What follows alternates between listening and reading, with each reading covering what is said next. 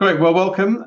Thanks for joining us this morning for our immigration update. Really good to have you with us presenting to you today. Myself, Alex Russell, Mark Benton, Principal Associate in the team, and Patricia Marlowe as well. So what are we going to be doing this morning?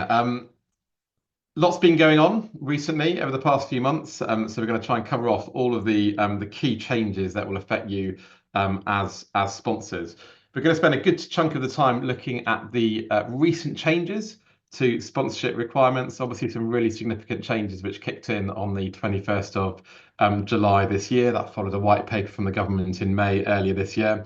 So we're going to go through those in quite a bit of detail, try to unpick them. They're obviously very complicated. I know lots of you are grappling with how to work those rules through and apply them. So most of our session will be spent on that. That'll be myself and Mark looking at that. And then Patricia's going to give us a bit of a roundup towards the end of some other developments, so other bits and pieces that have happened, and a bit of a horizon scan as well. We'll try and allow a few minutes at the end, 5 minutes or so, for questions. If you'd like to raise any questions, do pop them in the Q&A function, and we'll try and pick those up at the end. There are lots of people on this webinar, so we'll sort of try and pick our way through them and pick out the ones that are of most relevance or general application. But do feel free to pop those into the Q&A. Great, we've got 45 minutes and we'll be done by 1:45.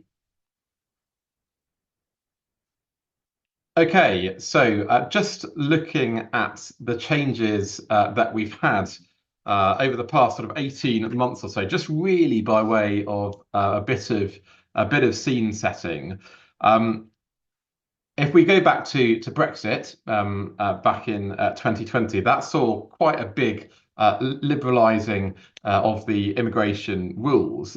So we saw a really extensive change to the number of roles that were eligible for sponsorship. So far more roles, lower skill levels were eligible.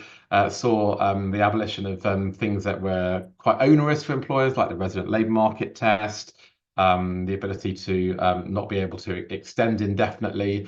Lots of changes that made it more straightforward to sponsor people and easier to do that.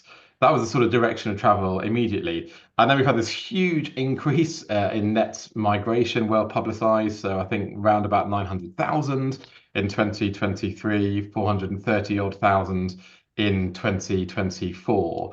And that's really led to the government, under some political pressure, having to, in their eyes, look at the system and assess, well, what do we have to do to try and impose, as they would see it, some control. And we had this government white paper in May this year called Restoring Control over the immigration system, essentially with restrictions on the skilled worker route for highly skilled occupations, increase the cost of that route, talk of things like settlement being a privilege, not a right. We'll come back to that a bit later. And a real sort of focus in the languages around cohesion and integration being big objectives.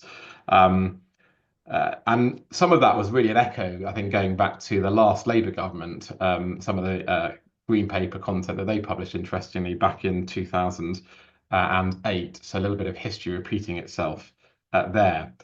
And then 22nd of July, that all came to pass with changes to the immigration rules. That's what we're going to be looking at for the bulk of this session. Not much time was given in terms of those changes. So I think from the white paper to the changes being implemented was about 10 weeks, a very short period of time. Caused lots of you, I know, to have to kind of grapple with how do we deal with this? What do we do in terms of actions before the 22nd of July? And the key changes really are around raising the skill level, raising salary thresholds, and some transitional provisions for people already sponsored in the route before the 22nd of July. And we've now got a very complicated system when looking at eligibility for sponsorship, as we're going to see as Mark takes us through the detail. Just by way of context and background, before we dive into the detail, I just wanted to do a bit of scene setting. It is quite basic, but really important to understand the context of what we're looking at. When you're sponsoring somebody for a skilled worker visa, which is what the focus of our session is going to be on today, there are two salary thresholds that have to be met. The first salary threshold is what's called the general salary threshold. and the actual earnings, gross earnings paid to the employee must always be at or above that level. And as we'll see, that general threshold will vary depending on the circumstances. So that's threshold one, the general threshold. The second salary that applies is what's called the going rate, and that varies depending on the role and the circumstances, and the details of the going rate for any specific role are published in what's called Appendix Skilled Occupations, where essentially what are called the SOC codes are all published in tables, and you have to find the right SOC code that applies to the role that you want to sponsor. And then there are details in there of the salary which applies. And as we'll see, there are discounts available in certain circumstances, and that can be prorated to account for working hours, provided the actual pay being received by the person is always above the general threshold. So those are two important concepts just to have in mind as we look through the changes. So what are the changes in summary before Mark takes us into a bit of a deep dive on the detail? The changes from the 22nd of July. We've got changes to the going rates in those SOC codes. So the second of those salary thresholds, and we've also got changes to the general salary thresholds as well. So both of those have been subject to change and essentially increases. It's not likely to be the last of the story, because the Migration Advisory Committee that advises the government's been commissioned to undertake a full review of salary requirements, including discounts, to report within 6 months, and the direction of travel is likely to be more changes into the future, and unlikely, I would think, to be a liberalising or softening of the rules. Probably more restrictions into the future is a direction of travel. So we now end up in a position where we've got 3 groups of people, hence the complications around sponsorship. You've got individuals who have their certificate of sponsorship, their COS, assigned before the 4th of April 2024, that's group 1. Group 2 would be those who had a certificate assigned between the 4th of April and the 21st of July 2025. And then the final group is those who have had a COS assigned from the 22nd of July 2025 onwards. And as you might expect, as is typical, there are transitional provisions for those who had their COS assigned before the 4th of April 24, before the 21st of July 2025, under what are known as grandfathering provisions.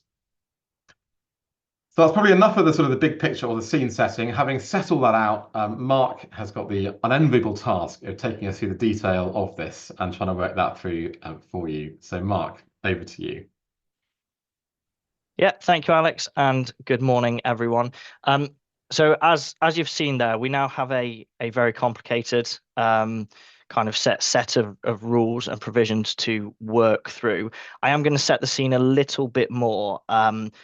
Please forgive me. There's a lot of information to go through here, and I think just kind of having a bit of an understanding of the overarching principles is going to make everything else I have to say very, very or much more hopefully easier to digest, and then hopefully leave you with a full understanding of how everything works. So the groups that Alex mentioned a moment ago, 3 different kind of groups of individual, and on top of that, we then have these transitional provisions. And actually what that amounts to are 2 separate sets of transitional provisions. So just to kind of talk that through and working backwards, and hopefully you'll understand why in a moment. Group 3, those who were sponsored from 22nd of July 2025 onwards, they don't benefit from any transitional provisions whatsoever. They are just under the current rules. The rules came into play on the 22nd of July, and they apply to those individuals who are provided with sponsorship from that date. So that's group 3, no transitional provisions. Group 2 is that kind of weird middle group, which is from the 4th of July, the 4th of April 2024 to the 21st of July 2025 inclusive. They will benefit from transitional provisions, but only in relation to the skill level threshold. And the reason for that is that the skill level threshold was increased on the 22nd of July. So anyone prior to that date gets the benefit of the transitional provisions of the lower skill levels still available. So that's group 2, transitional provisions in relation to the skill threshold.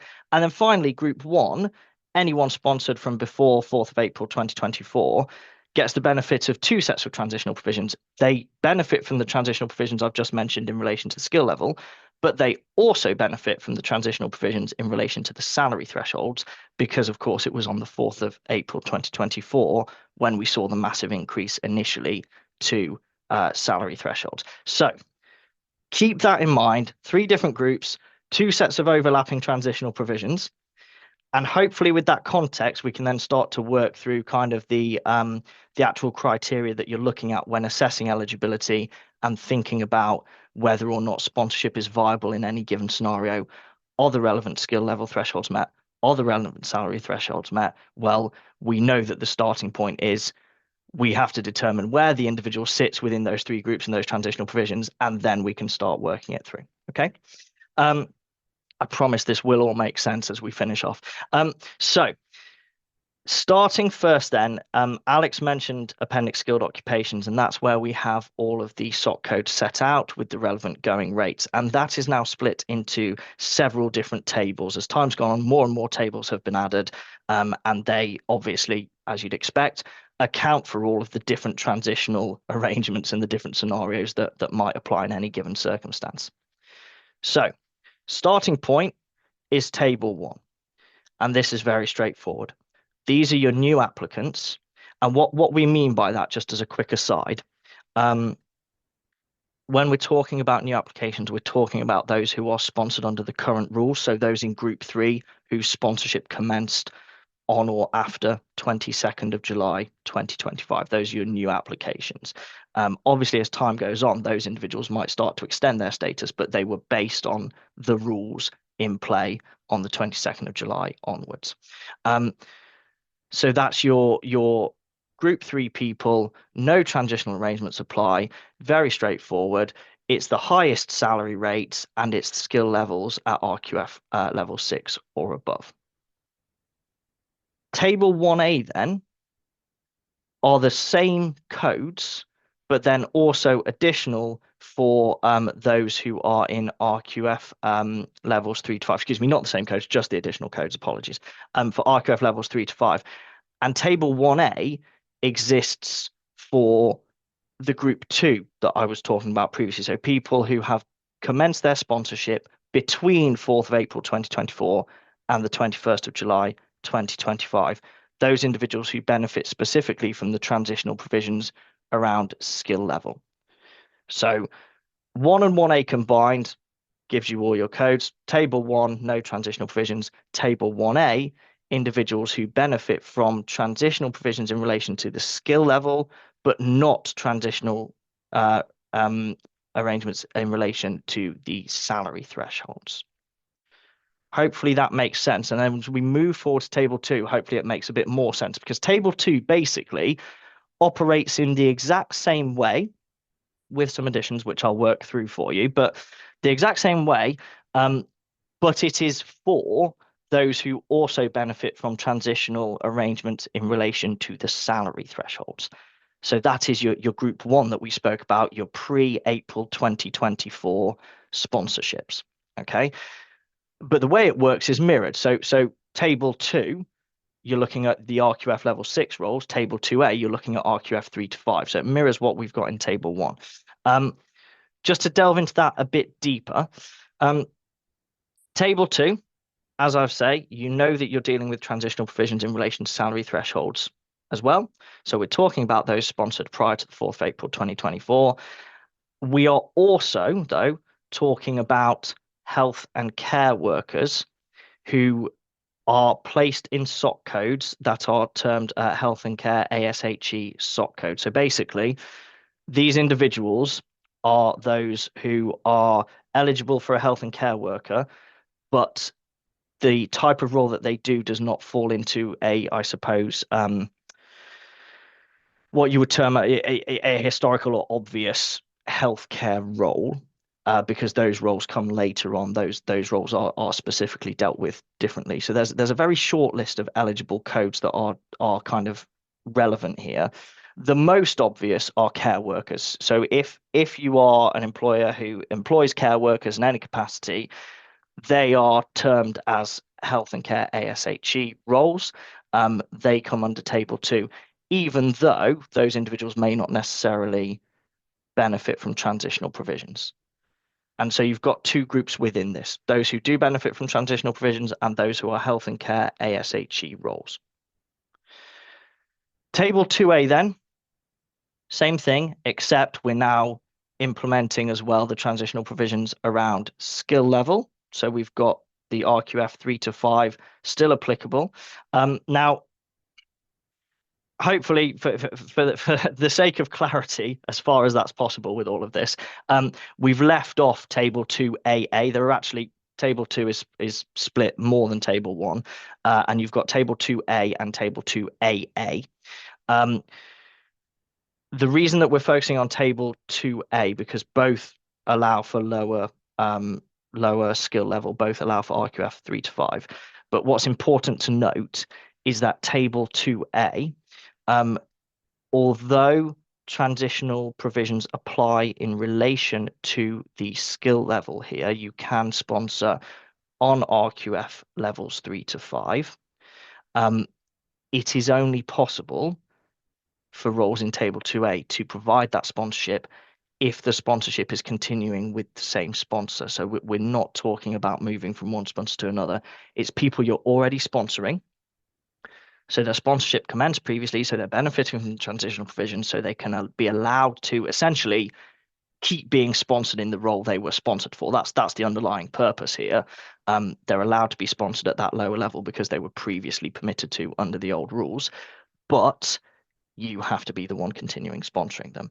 And just to distinguish that, Table 2AA does not have that same qualifier within it. Okay, so that's a main distinction to be aware of. Now, we've noted here that technically speaking, this particular element of the transitional rules, and when we're talking about Table 2A and the fact that these roles are going to continue to be sponsorable, as things currently stand, that's only going to be the case until the 4th of April 2030. And there are, I'm not going to delve into all of the different options. We've listed some on the slides today. There are various kind of end dates for different transitional provisions that have been implemented alongside these changes. So, changes come in, we're providing some transitional arrangements for those who were already sponsored, but there is going to be an end date for that. That is how things currently stand. And so we've included it here. But what I would say is, and what hopefully today is a good example of, things change a lot. Okay. This is always a bit of a moving target. And so whilst there is a current end date and whilst you absolutely do need to be aware of it, that end date might change several times between now and then. So it is kind of a case that you just have to carry on with what the current rules are and what transitional arrangements are currently available and hope that things work out in the future. And I realize that's not hugely satisfactory. That's just the reality of how the system works. So moving forward then, hopefully this all becomes a bit easier now. We've done tables 1, 1A, 2, 2AA, 2A. We're now into what are much more straightforward roles, health and education roles, based specifically on national pay scales.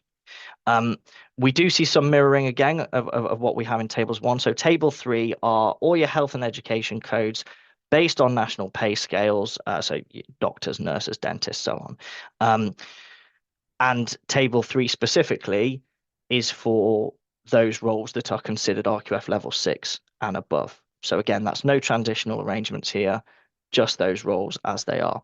Table 3A includes the allowance for transitional provisions in relation to the skill level threshold. So as we've seen previously, because it's 3A rather than 3, those codes that are in 3A are permitted to be sponsorable, even if the code is RQF level 3 or obviously above. But again, we're talking about only the individuals who benefit from the transitional arrangements around skill level. So to move all the way back, that's groups 2 and 1, not group 3. Okay. And then finally on the tables, and I should note, we've not included every single table. These are just the ones relevant for the purpose of this kind of session.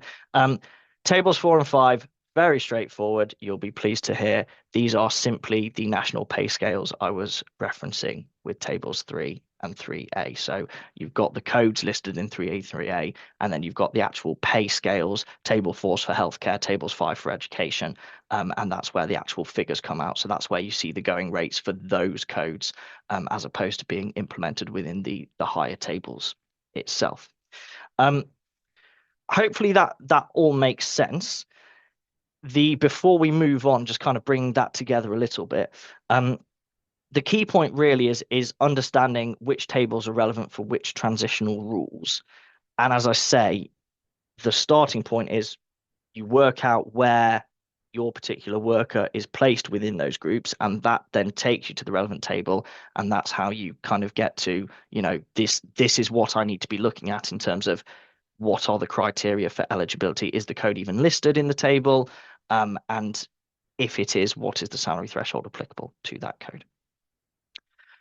And then just moving forward, we've got a few additional points kind of to be aware of before I go into a bit more detail. First of all, worth noting that the immigration salary list, what many of you may still call the shortage occupation list, the terminology changed a couple of years ago, but it serves the same purpose. That is still applicable. That is still available. And as I say, that does currently have an end date of the 31st of December 2026. And then we also, though, have an additional kind of shortage list, if you will, called the temporary shortage occupation list. That is separate to the immigration salary list. You'll see they have the same end date. Again, planned end date. That's still subject to review. And the interesting and I'm afraid to say difficult point around this is that these two lists operate in isolation. There is some overlap between them. And as we will see in a moment, essentially what happens is both lists allow for sponsorship in roles that otherwise sponsorship would not be available in. That's the purpose of both lists. And that's always been the purpose of shortage occupation lists. These are codes that wouldn't all ordinarily, meet the relevant, in this case, skill level requirement. But we're going to put them on this list so that there's a specific exception that allows you to sponsor them. So it allows for sponsorship, but the temporary shortage occupation list does not allow for any lowering of salary thresholds. So query its utility in that sense. The immigration salary list does allow for some lowering of salary thresholds, so it's potentially more useful. But the discounts available there, as many of you may be aware, aren't as useful as they once were. We'll come to that in a moment. And then the final point with these two to note is that if a role then logically appears on both, you rely on it on the basis of the immigration salary list because that allows you to benefit from lower salary thresholds as well. Okay. Final additional point, an additional element of complexity in relation to these transitional provisions, without going too far back, many of you may recall that supplementary employment, which to be clear is an additional 20 hours of work above and beyond the work that an individual is sponsored for. Supplementary employment rules used to be very, very strict. And then that was all loosened up, and it became much easier for an individual who's sponsored to take on some additional work and just earn a bit more money. We've now reverted to it is quite strict. The key thing you need to be aware of is not so much the history behind it all, but it is the fact that the supplementary employment requirements and eligibility also take into account these transitional provisions and these different groups of people. And so as we've put on the slide there, the rule now is that an individual can only take on supplementary employment if it is in a code that appears in tables 1, 2, or 3, or on the immigration salary list. As I say, that's an exception. Notably, not tables 1A, 2A, 3A, so on. So the point here is supplementary employment now is only available at RQF level 6 and above, because those are the codes that appear in those tables. However, there are the transitional provisions. So going back, your groups 2 and 1, anybody basically sponsored before 22nd of July 2025 can continue to benefit from the looser restrictions, which is that an individual can take on supplementary employment in any eligible occupation. So that then brings into play the 1A, the 2A, so on, provided that they are benefiting from those transitional provisions. So again, added complexity, and again, the key message here, and we're going to be repeating this a lot today. The key message is you need to understand when an individual sponsorship commenced to really understand what rules you are having to abide by. Moving forward then, everything that I've spoken about so far relates very specifically to kind of the actual details in terms of skill and salary threshold criteria. What we're going to move on to now is applying those criteria to individual circumstances. And so the way that this works, and as hopefully many of you are already aware of, there are different salary options when you are providing sponsorship. And those are based on, in part, the nature of the role, but primarily the individual circumstances of the individual. And so just to kind of play this through practically, you know who your individual is, you know when their sponsorship started, you know what transitional rules apply to them, you know what table you're looking at. You now need to ascertain which options are applicable to work out the exact salary threshold that will apply to those individuals. 11 salary thresholds. In practice, it's 5, 5, and 1. Okay, so the 5 thresholds, A, B, C, D, and E, are then repeated, F through J, and then you've got 1 at the end, K, and we'll see why it works like that. So options A and F, the criteria are the same. The salary thresholds change depending on whether or not an individual benefits from the transitional salary arrangements. And as you can see here, so this is kind of your default position. Option A, general salary threshold of 41,700, and the full going rate applicable from tables 1 or 1A. If, however, the individual benefits from transitional salary rules, so your tables 2, 2AA, 2A, because they were sponsored prior to the 4th of April 2024, instead of option A, it's option F. And that has lower threshold. So 31,300 is the general threshold, so obviously quite a bit lower, and still the full going rate from the tables, but the tables are 2, 2AA, and 2A. Those have lower going rates than their counterparts in tables 1 and 1A. Okay, so that's the distinction. A and F operate in the same way, the difference being the salary levels, because an individual either does or does not benefit from transitional salary arrangements. And then we see that moving down through the other ones. So I won't go through all the figures here. Hopefully that first example highlights how it works for you. But options B and G are available if the individual has a PhD relevant to the job that they're doing. And option B is if they don't benefit from transitional salary provisions. Option G is if they do benefit from transitional salary provisions. And as we move forward, you'll see C and H, same thing, but that's PhD in a STEM subject relevant to their job. D and I, same thing, but that's job on the immigration salary list. Just a point on this, and it's something that we've mentioned before. It's not a recent change, but it is always relevant. The immigration salary list, the options D and I, as you can see, you do have lower general salary thresholds. So option D, for example, 33,400 is obviously lower than the 41,700 that would be the default position, but you don't get a discount on the going rate.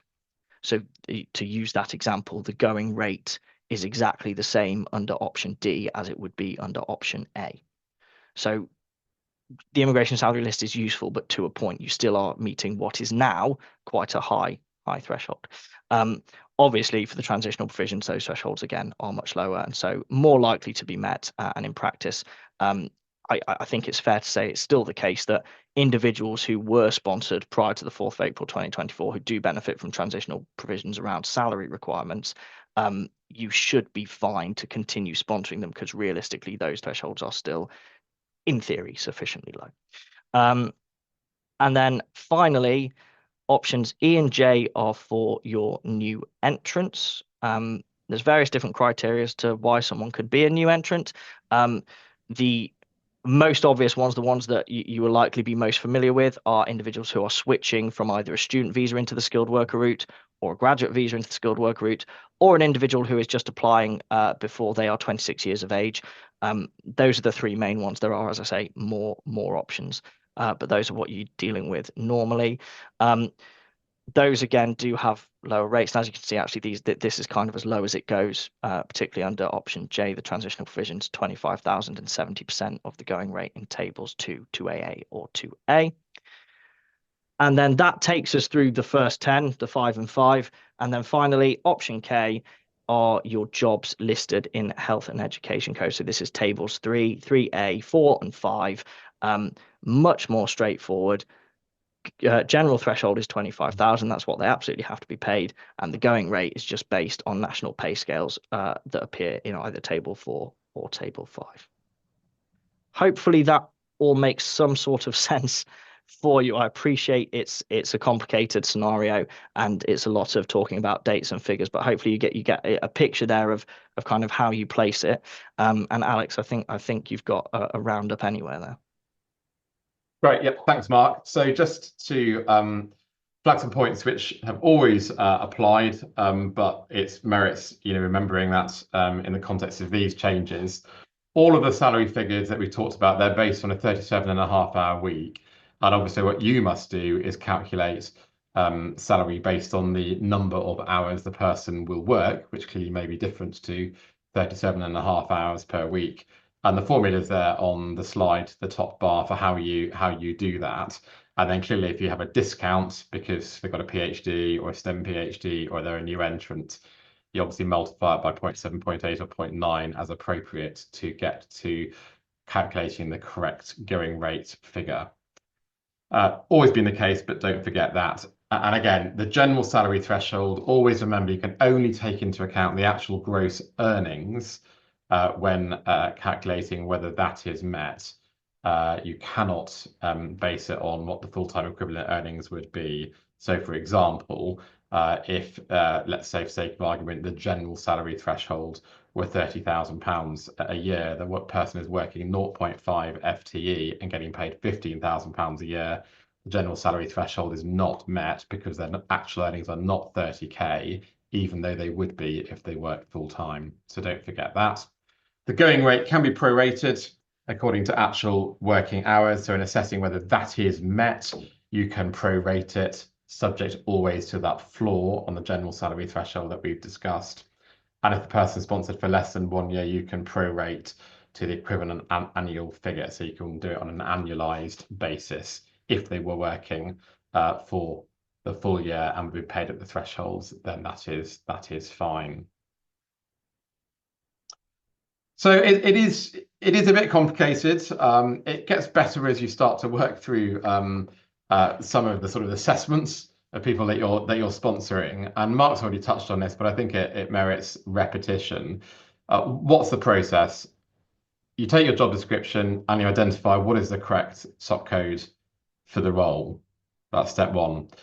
Step two, you then have to, as Mark was saying, collate details of the individual circumstances, so the person's individual circumstances when they were first sponsored in the route that they've remained in since their sponsorship. And then you identify which of the tables, 1A, 2A, 2AA, etc., apply from that appendix skilled occupation, which is published online and easily findable.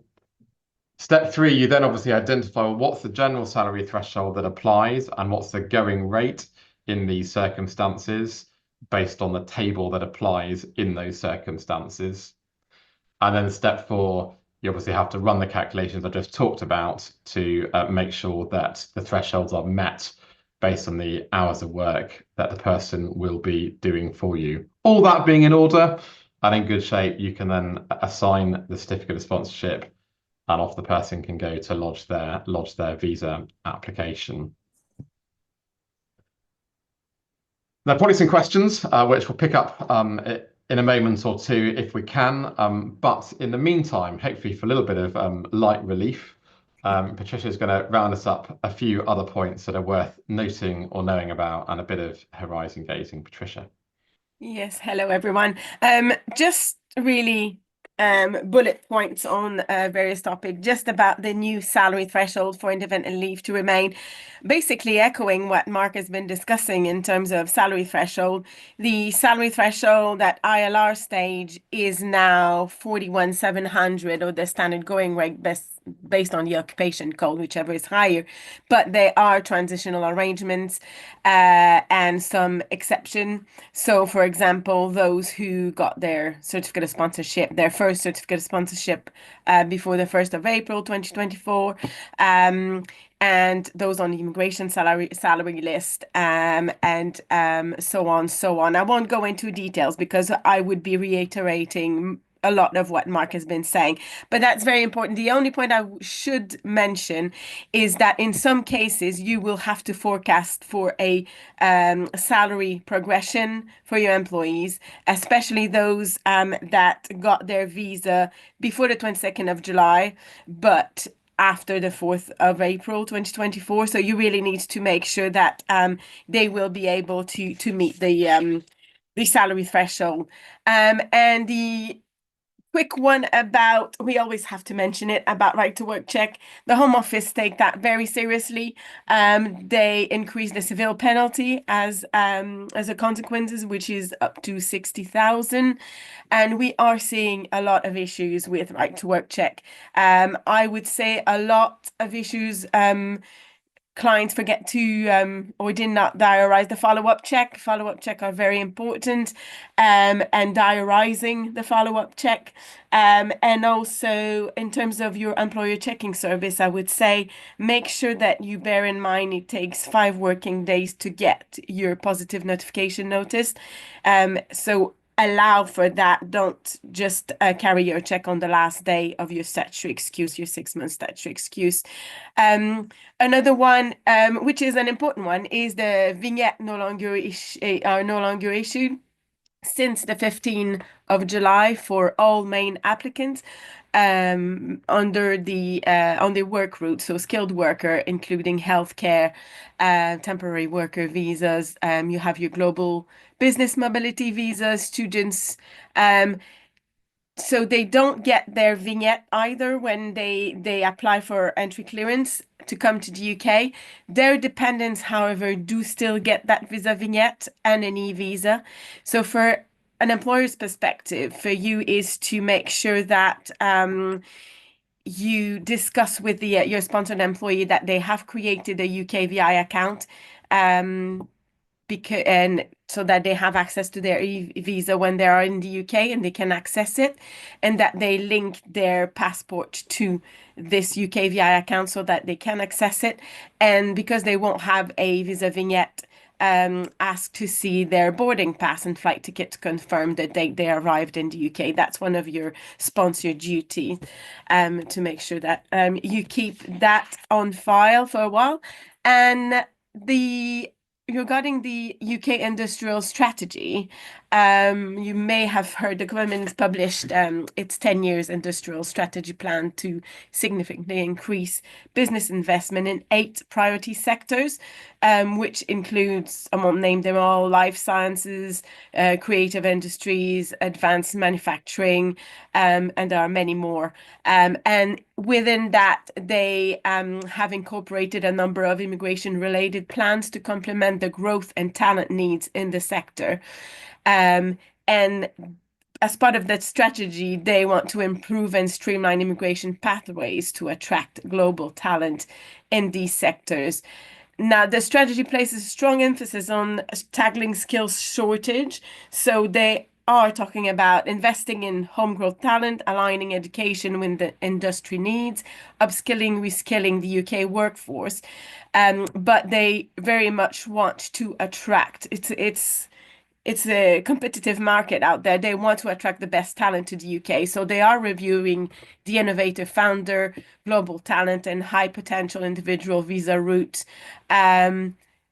global talent, I mentioned it, but you will have seen, as Mark mentioned, there's been already a shifting approach with the skilled worker route, whereby since 22nd of July, the skill level needs to be at level 6, and medium skilled occupation, so level 3 to 5, are been put under the temporary eligible for sponsorship, as they've been placed on the shorted list. And access to the skilled worker would ultimately depend on whether a business is aligned with the industrial strategy. And this may need to be evidenced at some point. We still wait for more details and how it works in practice, but that's basically what the strategy is all about. And the final one, and that is, and it's worrying a lot of employers and employees, the proposal to increase the qualifying period to ILR to 10 years for all applicants. And recently, some proposed conditions have been discussed in the press, like being in work, contributing to society through national insurance payment and voluntary work, not taking any benefits payment, English to a high standard, having spotless criminal record. So these are, it's important to remember that this is just a proposal. It's going for consultation, especially the proposed condition, because it's likely going to happen, but it's how it's going to work. The consultation is expected later in the year, so winter. But from your perspective as an employer, I'm sure you've been approached by worried employees. So if they ask you does it mean if they're sponsored by you, but it doesn't mean anything if they still meet the requirements and the job still continue to meet the requirements for sponsorship. For you, it means you may have to sponsor them for longer, and you have to consider the cost involved in that. And if any employees are about to qualify for indefinite leave to remain, you should maybe have those conversations with them. I'm sure you know that, but the earliest they can apply is up to 28 days before they meet the requirements. They meet the 5 years. So in the UK, so you may want, if they meet all other requirements, you may want to assist them with that. Good thing is that the Home Office did confirm that it will not apply to those. I don't know if you have anyone on a dependent visa, like on a spouse visa, or EU nationals, they should not be impacted by that. So the last thing I'd say is you may want to consider the proposed change may mean, like I said, we will have to sponsor migrants for a bit longer. So this will have an impact on any associated cost if they need to be sponsored for longer. The immigration skill charge will be increased at some point.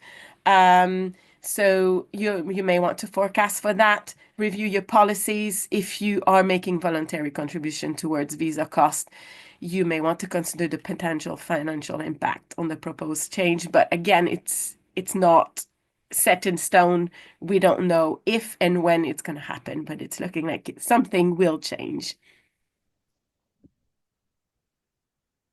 Great. Thanks, Patricia. Well, we've got literally a minute or so. Mark, I don't know whether there was one or two themes or clarification points that you wanted just to pick up from the questions. Absolutely. So there's a few bits, understandably, a few areas of particular confusion as I was going through the practicalities there. So first of all, just to note, the points around the immigration salary list and the temporary shortage occupation list. It is the case that you can provide sponsorship to those individuals. The codes appear on those lists, so sponsorship is permissible. So from a skill level perspective, you're fine to provide sponsorship. The issue comes with the relevant salary requirement. So code appears on one of those lists. You know that it is available for sponsorship. You then have to move through the different salary options we looked at based on the individual circumstances. Does the salary you're paying actually meet those? So it is not the case necessarily that those lists are tied specifically to salary, but there is, of course, a knock-on impact. Just because you can theoretically provide sponsorship under those lists doesn't mean you will be able to in practice. Hopefully that clarifies that point. There was also, I just want to clarify a point on the change of employment that I mentioned in table 2A. Just to be absolutely clear, if TUPE applies and you have a movement of sponsors, and we're not going to get into the specifics of that here, but if an individual is moving from one sponsor to another, their sponsorship just continues. That's not a change of employment in the sense that they are not applying for a new visa. Okay, so just to clarify that point. Two quick final things. First of all, it has been noted there have been a couple of questions about bandings for healthcare roles, and because band 3 is eligible for sponsorship, but band 3 actually starts at below £25,000. Just to be clear, 25 does apply. It is the general threshold. So even if the going rate would be met by a band 3 worker, unless they're being paid 25, you're not going to be able to provide sponsorship, and that is a particular issue in the sector. Sometimes people can just be £50 short. The bandings, of course, relate to working hours. So potentially increasing the hours would get you over that.